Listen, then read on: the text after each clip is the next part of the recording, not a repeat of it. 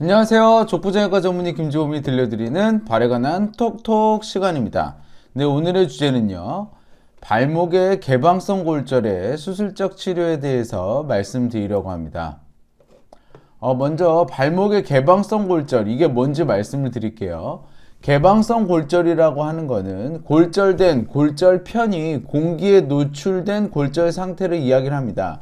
우리 몸에는 이 피부가 있어가지고 근육과 뼈가 바깥 외부의 공기와 접촉이 안 돼요. 이 얘기는 바깥 외부의 세균과 접촉이 안 된다는 얘기입니다. 그래서 이 부분은 굉장히 깨끗한 부위인데 골절이 생기면서 바깥의 외기와 접촉이 되고 외부에 있는 물질과 접촉이 되면 이게 이제 세균이 들어오겠죠.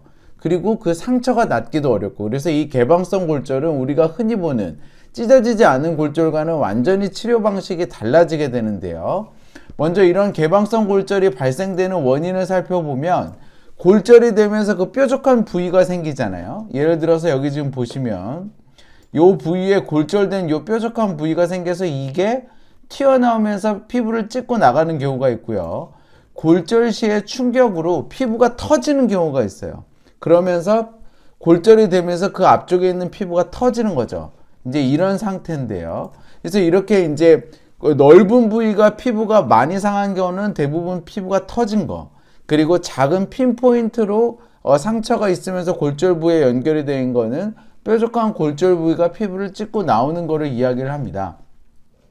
그런 이런 개방성 골절이 치료가 문제가 되는 점이 뭐냐면 일단은 상처의 회복이요.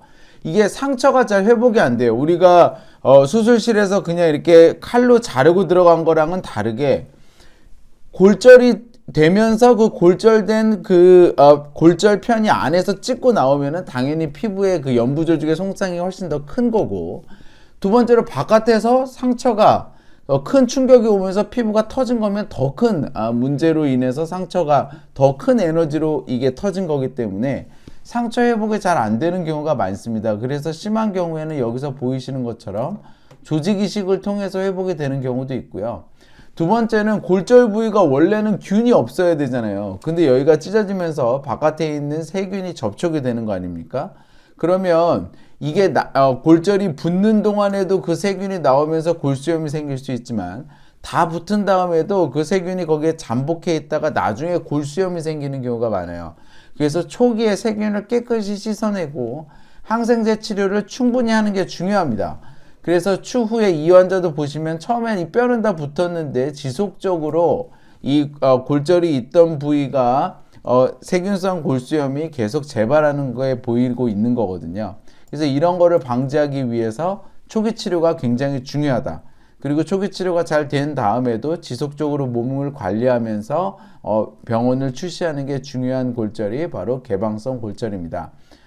오늘은 이렇게 발목에 개방성 골절이 발생한 환자의 사례에 대해서 말씀을 드리려고 하는데요. 어떻게 치료되는지 말씀을 드릴게요. 환자는 60대 여성이었고 발목에 개방성 골절이 있었습니다. 안쪽에 내측 복숭아뼈가 골절이 있었고 여기에 이렇게 기구를 통해서 넣어봤더니 이 상처가 골절 부위와 연결이 되는 게 확인이 됐어요. 그래서 개방성 골절이었죠. 그래서 수술을 한 다음에 보니 뼈도 잘 붙었고 다행히 골수염의 발생 없이 피부의 상처도 잘 나은 게 확인이 되었습니다. 그래서 오늘은 이 환자에 대해서 좀 더 자세히 말씀을 드릴게요. 환자는 60대 여성이었고요. 큰 교통사고 후에 발목 골절이 발생했습니다. 근데 골절 부위에 상처가 있었어요. 그래서 엑스레이를 찍어보니까 내측 복숭아뼈가 골절이 되면서 완전히 벌어져 있었죠. 내측 복숭아뼈만 단독으로 골절이 되면서 거의 벌어지지 않으면 이거는 수술 안 해도 되는 경우도 많은데 이 환자처럼 이렇게 벌어지면 무조건 수술해야 됩니다. 그런데 복숭아뼈에 이렇게 상처가 있었어요. 그럼 이 상처가 골절 부위와 너무 지금 비슷한 부위에 있는 거거든요. 그러면 이게 이제 개방성 골절인지 아닌지를 확인을 해야 되는데, 확인하는 방법은 이런 핀셋이나 포셋같이 수술 기구를 그 상처에 넣어봐요. 그래서 뼈까지 통해져 있으면 이거는 무조건 개방성 골절입니다.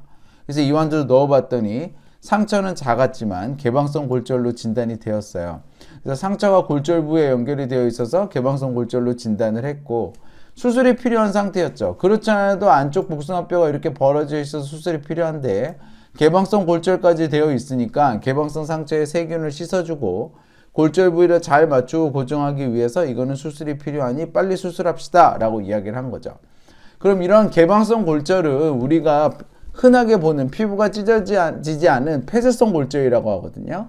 이런 폐쇄성 골절과는 다르게 뭘 더 신경을 써야 되는지를 저희가 생각을 해보면 먼저 수술을 가능한 빨리 해야 됩니다. 저희가 세균이 한번 묻잖아요. 그러면 이런 식으로 있다가 갑자기 급증해요. 요게 8시간입니다. 그래서 이 급증하기 전에 빨리 세균을 씻어주는 게 중요해요. 그래서 가능한 한 8시간 내에 수술을 하는 게 중요하고, 뭐 이런 내고정이라든지 이런 거 골절 맞출 수가 없다. 그러면 일단 들어가서 먼저 씻어주는 것부터라도 먼저 하는 게 필요합니다. 그래서 씻어줘야 될 세균의 숫자를 줄여놔야 저희가 씻을 때 완전히 잘 씻을 수가 있고, 또 씻어줘야 될 세균의 숫자를 줄여놔야 항생제를 치료했을 때 항생제가 잘 듣겠죠. 그러니까 이게 또 굉장히 중요하다고 되어 있어요. 그래서 수술은 가능한 빨리 해줘야 된다. 그 다음에 두 번째로는 골절편의 고정을 가능한 단단하게 해야 됩니다.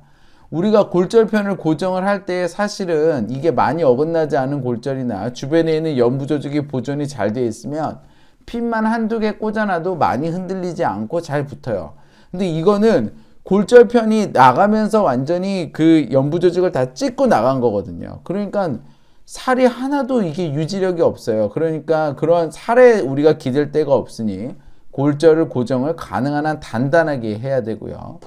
마지막으로는 이 상처가 잘 낫질 않습니다. 골절편이 찢고 나간 거잖아요. 그리고 세균도 묻어 있고, 그래서 상처가 잘 낫지 않기 때문에 이 부분의 상처 회복을 고려를 해서 우리가 수술을 해야 되는데, 고려해야 될 사항은 두 가지입니다. 먼저 상처의 절개선을 이쪽으로는 가능한 한 넣으면 안 돼요.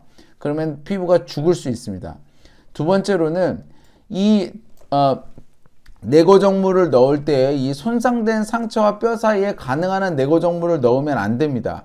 이유는 우리가 피부라는 거는 밑에 있는 살에서 이렇게 혈액이 올라오는데, 피부와 뼈 사이에 우리의 내고정물, 철판 이런 게 있으면 혈관이 올라오질 못해서 혈액 공급이 안 되거든요. 그래서 저 부위에는 가능한 한 내고정물을 삽입하면 안 돼요. 그래서 이렇게 상처의 회복을 할 때는 혈액순환의 유지가 중요하기 때문에 우리가 혈액순환을 가능한 한 온전하게 보존할 수 있는 그런 내고정물, 이게 주로 이제 나사와 핀인 거죠. 철판은 혈액순환을 더 저해하고요. 또 이 나사와 핀의 위치가 우리가 개방성 상처가 있는 위치랑은 좀 다르게 피해서 넣어야 된다는 거죠. 그래서 저도 개방성 상처의 위치는 요 부위입니다. 그래서 요 부위를 피해서 나사와 핀을 요 부위를 통해서 넣었어요. 그래서 개방성 상처와 골절 부위는 여기, 나사와 핀이 들어간 부위는 여기. 그래서 거기를 피해서 저희가 넣는 방향으로 수술을 진행했습니다. 그럼 이런 발목 개방성 골절 환자의 수술 및 재활 과정을 살펴보면 입원은 최소 일주일이 필요합니다. 개방성 골절의 상처의 부위를 확인이 필요해서 그래요. 시간이 지나면 상처가 죽을 수도 있기 때문에 적어도 일주일 정도는 수술 후에 지켜보면서 상처가 어떻게 났는지를 확인을 해야 되고요. 마취는 발과 발목을 마취하고 저희가 재워드린 상태에서 수술을 하고, 통증 조절은 통증이 심할 수 있으니까 정맥무통 주사랑 신경에 놓는 무통 주사, 이거는 주로 저희가 산부인과에서 우리가 아이 낳을 때 무통 주사하는 거랑 비슷한 겁니다. 그래서 신경에다가 관을 넣어서 계속 마취제를 조금씩 주입하면서 통증을 조절하는 방법이고요. 그래서 정맥무통 주사와 신경무통 주사를 같이 해서 통증을 조절하고, 마지막으로는 항생제를 보통 환자는 뭐 한 3, 4일에서 일주일 쓴다 하면 이 환자는 4주에서 6주까지 씁니다. 개방성 골절이기 때문에 먹는 항생제라도 저희가 길게 써주는 거죠. 그래서 환자는 골절의 유압이 수술 후 6개월째에 달성이 됐죠. 여기 벌어져 있는 골절을 잘 맞춰놓고 뼈로 잘 붙었습니다. 그 다음에 두 번째로는 개방성 상처가 회복이 잘 됐고 골수염이 발생을 안 한 상태로 유지가 됐어요. 굉장히 중요하죠. 그리고 환자가 6개월째 요 내고정물을 빼러 왔었는데 요때 걷는 모습을 보면 괜찮게 잘 걷는 모습이 확인이 됩니다. 그래서 이러한 환자의 이렇게 되기까지 재활 기간을 보면 6주 통기부스하고 6주 보조기예요. 그리고 첫 6주 통기부스 할 때는 저희가 목발 집자고 얘기를 하고요. 이 환자는 6개월째에 내고정물을 제거하는 수술을 했습니다. 이 환자의 수술 후 주의사항이 있는데, 저희가 수술 후 6개월까지 뼈가 붙을 때까지, 상처가 나을 때까지 다행히 이 환자는 골수염이 발생하지는 않았지만 추후에 발생할 수 있습니다. 세균이 완전히 다 없어지지 않았다면 뼈 안에 잠복해 있다가 몸의 상처가 안 좋거나 이 부위가 강한 충격을 받았을 때 다시 골수염이 튀어나올 수 있어요. 그래서 몸 관리를 잘 해야 되고 지속적으로 혼자서 안에서 골무면서 뼈를 상하게 하는지 안 하는지를 확인하기 위해서 1년에 한 번씩은 추시하는 게 필요합니다. 그래서 이 환자분한테도 현재 잘 나아서 너무 다행이지만 이거는 긴장을 풀면 안 되고 지속적으로 추시를 해야 된다고 말씀을 드렸어요. 자, 정리해 보겠습니다. 발목의 개방성 골절은 골절 부위의 피부가 뚫려서 골절 부위의 외부 공기가 접촉하는 경우고요. 이러한 경우에는 가능한 한 빨리 해서 골절 부위에 접촉이 돼 외부 공기에 접촉이 되면서 묻은 세균을 빨리 씻어내 주는 게 중요하고, 가능한 단단하게 고정을 해야 되고 상처의 회복을 방해하지 않게 이런 접촉면이 낮은 고정물, 철판보다는 나사와 핀을 사용을 해야 되고, 그 개방성 상처를 피해서 이러한 나사와 핀을 삽입을 해야 됩니다. 수술의 과정은 발과 발목을 마취하고요. 최소 일주일 입원이 상처 관리 때문에 필요합니다. 수술 후 6주 통깁을 썰면서 목발을 짚어야 되고, 수술 후 3개월째 일상생활에 복귀를 하면 되는데, 뼈가 잘 나을 때까지, 상처가 잘 나을 때까지 골수염이 발생하지 않았더라도 추후 골수염 발생 가능성을 항상 고려하면서 몸을 건강하게 해야 되고, 상처가 잘 낫는 과정이라고 처음에 수술하자마자 상처가 잘 나았다고 하더라도 수술 후 4주에서 6주까지는 항생제를 쓰는 게 추천이 되는 상황입니다. 발목의 개방성 골절은 생각보다 흔한데요.